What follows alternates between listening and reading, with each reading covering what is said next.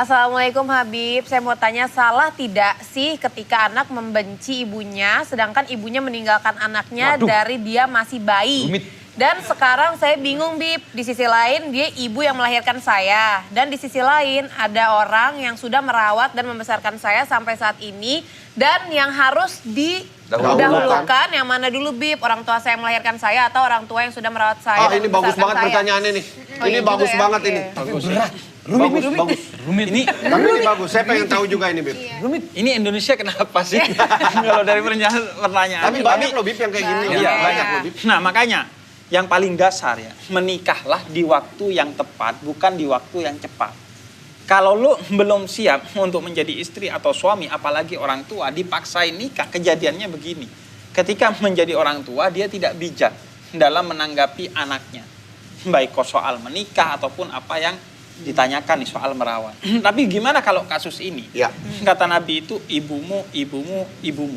Ya. Artinya betapapun ibumu itu non muslim, bahkan tidak menyembah Allah sekalipun, ateis sekalipun, atau jahat sejahat-jahatnya kepadamu, tapi dia kata para ulama telah sebagaimana dikatakan oleh Nabi, ibumu yang pertama yaitu dia yang mengandung kamu.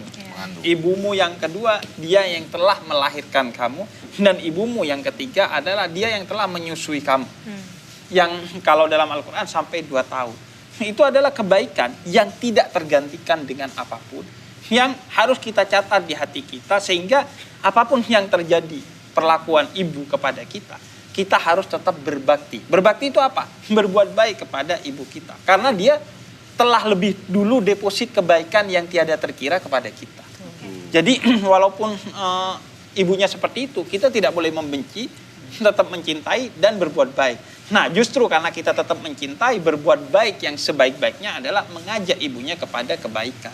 Dan gue banyak tuh cerita orang-orang yang bahkan ketemu langsung, dulunya ibunya itu gak baik lah, betul-betul gak baik. Tapi akhirnya ketika anaknya ngomong dari hati ke hati, sekarang ibunya jadi baik gitu, ngikuti anaknya. Karena yang namanya hikmah, pelajaran, kata Nabi itu bukan hanya dari orang dewasa, bukan hanya dari orang tua, guru, bahkan bisa didapatkan dari orang yang lo anggap buruk tuh.